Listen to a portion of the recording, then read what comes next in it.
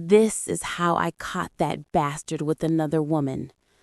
I don't know the exact moment I stopped believing him, but my body knew before my mind did. Something about the way he started coming home late, the way he kept his phone face down, the way he looked at me like I was just another task on his to-do list. It made my stomach twist. I kept acting normal, ironing his shirts, making his coffee, asking how work went, but inside, I didn't believe a word he said anymore. That bastard smiled at me with the calm confidence of a man who thinks he has everything under control, of a man who assumes a woman in love is always blind. He was wrong. He didn't used to be like that. He used to come home early, find me in the kitchen just to kiss me, sit down and tell me stupid little stories about his day. Then, out of nowhere, no big fight, no clear reason, he started disappearing. Meetings, end-of-month deadlines, new clients, always a different excuse. And I nodded. Of course I did, because you want to believe. You cling to the version that hurts the least. But the body doesn't lie, and mine was tense all the time. The signs were small but constant. He changed his phone password. Before he'd leave it anywhere, now he took it even to the bathroom. The way he looked at his messages changed. That smile on the screen wasn't for me. He suddenly bought new clothes, used more cologne, even dressed up just to go to work. And there I was, watching it all, swallowing everything, telling myself I was probably exaggerating, that I shouldn't become paranoid, as if paranoia just appears out of nowhere. One night, he got home almost at 1 a.m. I was sitting on the bed with the lights off. When he opened the door and saw me, he jumped. His first reaction wasn't to ask what was wrong. It was to explain his schedule. I hadn't even accused him yet, and he was already defending himself. That's when I knew. That's when I confirmed something was rotten. He talked about a demanding client, an urgent project, his boss running him all over the place. I listened without interrupting. When he finished, I just told him to go to bed, that I was tired. And yes, I was tired, but of him. I didn't sleep all night. I stared at the ceiling, replaying every strange gesture, every robotic answer, every "I'll text you when I leave" that never came. I didn't want proof anymore. I wanted certainty. The next morning, while he was in the shower, his phone buzzed on the table. I didn't touch it. I didn't need to read anything. Just seeing the same unfamiliar name pop up over and over was enough. I stored that pain where you store the things that hurt the most, deep inside where they burn later. The trap set itself. Weeks earlier, for safety, we had turned on location sharing, just in case something happens, we said. We never turned it off. I had forgotten about it. He had too. Or so he thought. That Friday, he told me he'd be late again. This time, he didn't even try to make it sound convincing. Just a dry, lazy, my day ran long. I replied with an okay that meant nothing. I sat on the couch, opened the app, and watched the little dot move across the city. It wasn't going toward his job. It wasn't going anywhere I recognized. It was heading toward the highway, where there are no offices, no normal bars, only places people don't say out loud. I followed that dot on my phone for a few minutes. Then it stopped, and the name of the place appeared on the screen. A motel. Not even a disguised hotel, a motel. The kind with quick entrances, closed blinds, and instant shame. In that moment, there were no more doubts, no excuses, No interpretations, just rage. Cold, clean, direct rage. I stood up, grabbed my keys, didn't even look at myself in the mirror. I already knew the face I was wearing. During the drive, I didn't cry. I didn't scream. I didn't shake.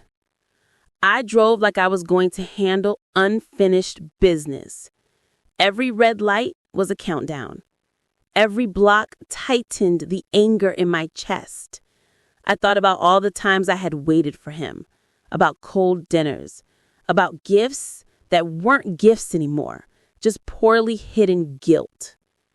I pictured his face, his voice, the way he would look at me when he saw me there. And to my own surprise, I calmly wished for his world to fall apart. I arrived a few minutes after he did. I saw his car parked carelessly, like he was at a grocery store.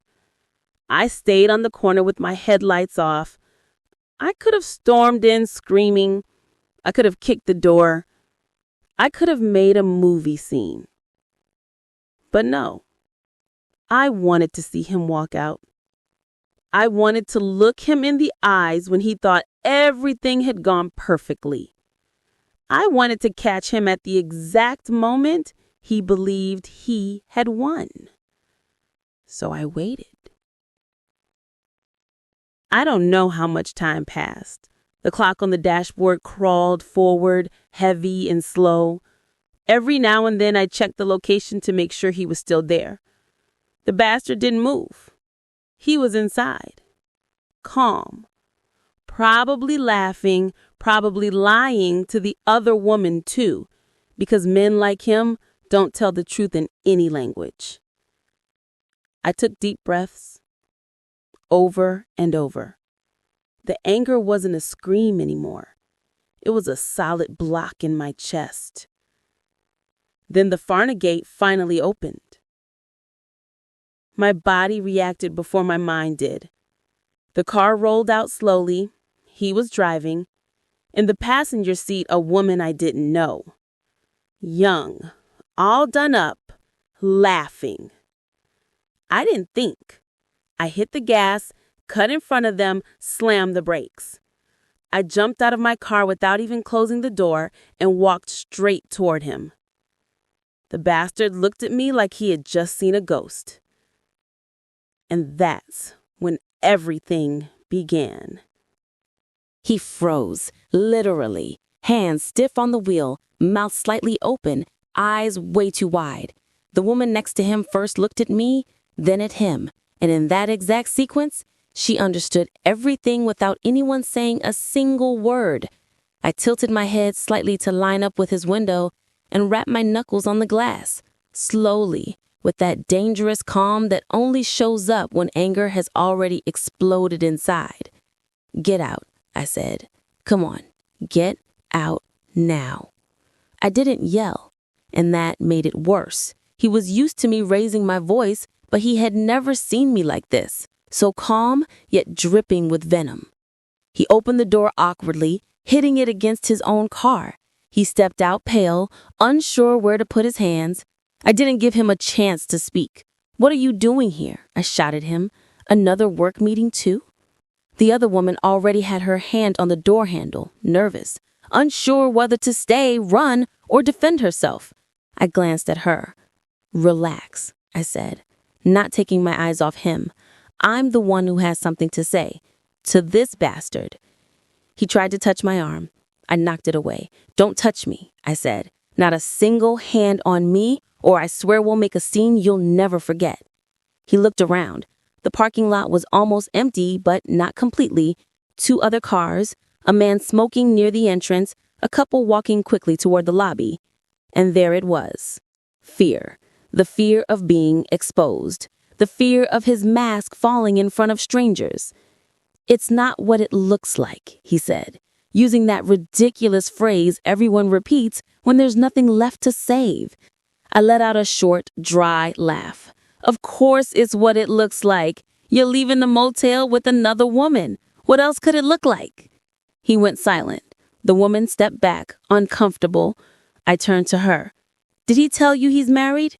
She hesitated. That hesitation was all the answer I needed. He lied to you too, like he breathes. She looked at him with a mix of anger and shame. I turned back to him. I tracked you through the location, the one we activated for safety. Remember, the one you forgot to turn off thinking you were smart? His face completely crumbled. He looked down, couldn't meet my eyes anymore. I knew. I'm not stupid. I knew months ago. You acted different, moved differently, looked at me differently. But I wanted you to be the one who made the mistake, not me. And look at us now. The woman started stepping back. I didn't know anything, she murmured. Perfect. Then leave. You're not my problem. She grabbed her purse, gave him a look full of contempt, and left without another word. He didn't even try to stop her. He was left standing in front of me, exposed, stripped down. How long? I asked. No. How long? I repeated, stepping closer. Months, he whispered. Something inside me settled. Finally and completely. Perfect, I said. Months of lying to my face. Months touching me after touching someone else. Months walking into this house like nothing happened. You're trash. It's not that simple, he tried to justify. Yes, it's exactly that simple. I cut him off. You don't love me, you don't respect me, you don't care about me. Everything else is just excuses to sleep peacefully. He ran his hand over his face, desperate. We can talk at home, he said. This isn't the place. I stared at him. This is exactly the place where it ends. He stepped closer, lowering his voice. Don't make a scene, please. I hit back from another angle. Scene? I said. Scene is what you did coming in here while I was at home waiting for you. Scene is every night you looked me in the eyes and lied. This isn't a scene. This is cleaning. No answer. I didn't see the same man anymore. Get in your car, I ordered. I'm going to mine. Tomorrow I'll pack my things, or you can. I don't care. The only thing I ask is that you never touch me again, not even with a word. You can't decide everything like that, he said. I looked at him one last time. You decided alone the moment you walked into that room. I turned and walked to my car, legs steady, no running, no hesitation. Once behind the wheel, my hands finally shook. I started the car without looking back. I didn't need to. As I drove, the scene replayed in my head. Him leaving the motel relaxed, thinking no one was waiting, and me in front of him, shattering his perfect scene. I felt like crying, like screaming, but I didn't. Something inside me was already closed. That night, I didn't sleep at home. I went to a friend's place. I only told her I had caught him. No details. None were needed. I sat on the edge of the bed until sunrise, staring at my phone, waiting for him to call, to text, to beg. And yes, he did. Many times. I didn't reply once. The next morning, I returned. The house was completely silent. The bastard hadn't come back yet. I went straight to the bedroom, opened the closet, started packing my things without thinking. Every piece of clothing a memory. Every memory a sign of how blind I had been. I packed everything into 2 suitcases. When I finished, I sat on the bed for a second. I looked at the place where we had slept, argued, laughed, pretended, and then I realized something that chilled me inside. I had walked out of the motel destroyed, yes, but he hadn't finished losing everything yet. And very soon, he would understand it. Less than an hour after I finished zipping up my suitcases, his name lit up my screen again. This time, he wasn't calling. He was texting. Long messages. Messy. Desperate. I read them without replying. Promises. Apologies. The classic, this isn't what you think, rewritten 1,000 different ways.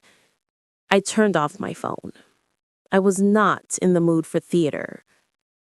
I took only the essentials. Everything else could stay with him, with his smell, with his lies soaked into the walls. When I walked out of the house, I felt something strange. It wasn't sadness. It was a twisted mix of relief and rage, like I'd been holding my breath for months, and only then could finally exhale, even if the air came out poisoned. I stayed at my friend's place for several days, not because I couldn't stand on my own, but because I still wasn't ready to be alone with silence.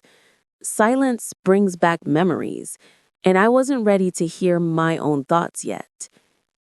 He kept texting. Every day his tone changed. One day guilty, the next angry, then depressed, then playing the victim. The poor bastard went from hunter to abandoned in a matter of hours and had no idea how to rebuild himself. On the fourth day, he showed up at my friend's house, unannounced, like he always did when he wanted to impose his presence. When I saw him do the window, I felt my blood rush straight to my head. The bastard still had the nerve to come looking for me. I went down myself. I didn't want my friend involved. This was mine. "We need to talk," he said as soon as I stepped outside. "We already talked," I replied.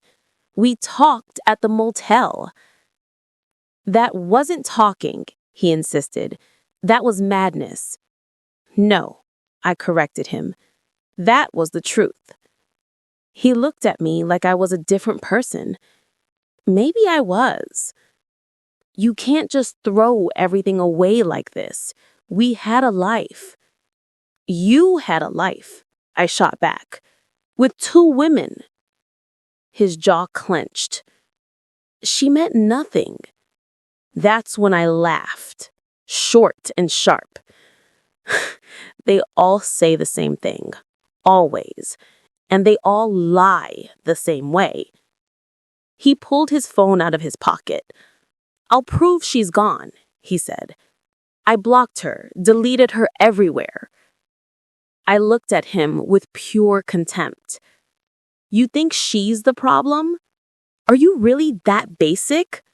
The problem is you. You walking into a motel like some teenage boy sneaking around.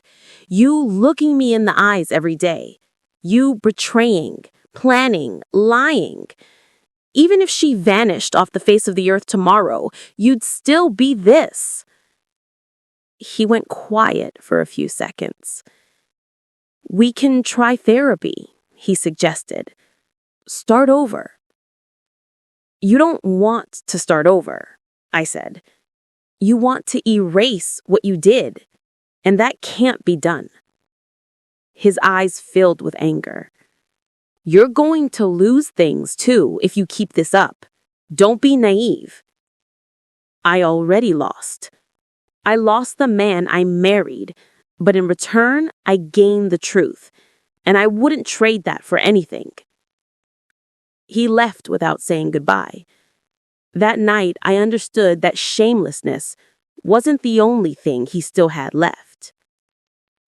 2 days later, he did something different. He didn't write to me. He wrote to my sister, to my mother, to a couple of friends. A carefully crafted message where he wasn't the cheater, but the regretful husband who made a mistake. And I was the cruel woman who threw him out without wanting to listen to him. When they sent me the screenshots, my blood boiled. The bastard hadn't just betrayed the marriage. Now he wanted to manipulate the story. This was no longer just a breakup. It was a war over the narrative. I decided to go back to the house, not for my things, to confront what was left. I walked in with my keys, unannounced. He was there, on the couch, as if he had been waiting for me. The place smelled like alcohol. "So now you're playing the victim too?" I said, as soon as he saw me. "You have no idea what you did to me," he replied. "I know exactly what you did to me, and that's enough." He followed me as I walked through the house. "You're destroying everything," he shouted. "Our family, our friends, everything." I spun around. "No," I said. "You destroyed it in that motel. I just came to collect the wreckage." I pulled out the folder I had prepared. Lease agreement, bills, photos, evidence. I hadn't told him about it before. He stared at it like he was looking at a weapon. "What is that?" he asked. "My clean exit from your life," I replied. He opened one of the folders, saw dates, saw screenshots, saw my notes. His face hardened. "How long have you been keeping this?" "Since I stopped believing your excuses." That's when he realized I hadn't just caught him. I had been watching him for months without him knowing. And for the first time, he lost the upper hand. He was no longer the one cheating. Now he was the one at a disadvantage. "You can't use that," he said. "I can use what's real, and what's real is that you cheated on me. Period." He sat down, defeated for the first time. "You don't know who you're messing with," he muttered. "I know exactly who," I said. "The man who swore to protect me and traded me for a room by the hour." I grabbed the last thing I needed. As I was about to leave, he added something that froze me in place. "What if I wasn't the only one?" I turned slowly. "What are you talking about?" He gave me a crooked smile. "Ask your friends. Some of them know more than you think."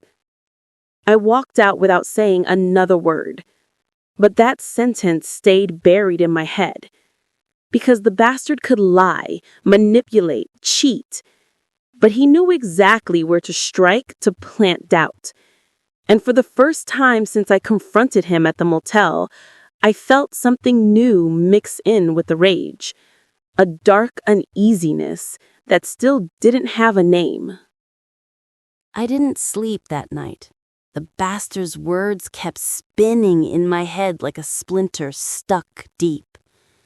Ask your friends. He had said it with venom, with the certainty of someone who knows they planted a bomb. Maybe it was just one last attempt to make me doubt, to drive me a little crazier, but it could also be a truth I wasn't ready to hear. The next morning, I called Laura, my longtime friend, the one who had been with me that night, the one who had held me while I trembled without crying. I asked her to meet me, not on the phone, face to face. As soon as I sat down across from her, I knew something was wrong. She wouldn't look me in the eyes. "Tell me the truth," I said, without preamble. "Did you know anything?" She stayed silent far too long. "There were rumors," she admitted finally, "but I didn't have proof." A chill climbed from my stomach. "What kind of rumors, Laura?" She looked down. "That he wasn't as discreet as you think. That he wasn't just with one." The air around me thickened. "And you didn't think I had the right to know?" "I was afraid of being wrong. I was afraid of losing you." I let out a bitter laugh. "You lost me more by staying silent than if you had told me everything." I left without arguing, without yelling, without breaking anything. I didn't have the energy for that. I just needed to finally understand what kind of reality I had been living in. I started connecting the dots, loose comments, changes in some people's behavior, strange silences, looks held too long. Everything fit now in a way that hurt more than the motel, because the motel was a direct betrayal. This was a network. Days later, a woman I didn't know called me. She didn't introduce herself right away. She just said, "I'm the third." I didn't ask what for. No need. We met in a small cafe, far from everything. She spoke without drama. A parallel relationship, promises, lies identical to the ones I had received. Same schedules, same disappearing act, same victim rhetoric. When she finished, she showed me messages, dates, photos, proof. I no longer felt surprise, only a heavy calm. "She don't want anything," she told me. "Just that you know I wasn't alone in this." I thanked her. She left. That same afternoon, I summoned him. Not at home, not in any public place, in a mediation office. Neutral, cold, where he couldn't manipulate with memories anymore. When he walked in and saw me sitting there, he knew something was different. I wasn't angry anymore. I was closed. "I know everything," I told him, giving no room. It wasn't just one, there were several. He didn't deny it, didn't argue. He just lowered his head. "You're not the man who betrayed me. You're the man who never existed." He tried to speak. I stopped him with a single hand raised. "I'm not listening to explanations, not because I don't care, but because they no longer have any impact." He signed everything without arguing. Papers, separation agreements, responsibilities. He left without drama, without a scene, without a fight. It was the exact opposite of how I had discovered him. And for the first time, I understood something. The real punishment wasn't the motel scandal. It was the final silence. Months later, I learned that he had left the city. No one asked about him. No one defended him. Some were surprised. Others, not so much. That, too, was an answer. I changed houses, routines, my circle. I stopped being the woman who waits for messages, the woman who justifies, the woman who doubts herself to protect a man. I started looking at myself directly again. Sometimes I still remember his face when he saw me get out of the car in front of the motel. That mix of panic, guilt, and defeat. I don't remember it with pleasure. I remember it as a mark, a boundary. Because that's where the woman who believed in soft versions of the truth ended. And another began. One who no longer negotiates with lies. And if there's one simple, brutal lesson I learned from all of this, cheating always gets discovered. Not because the cheater makes a mistake, but because they always underestimate the person in front of them.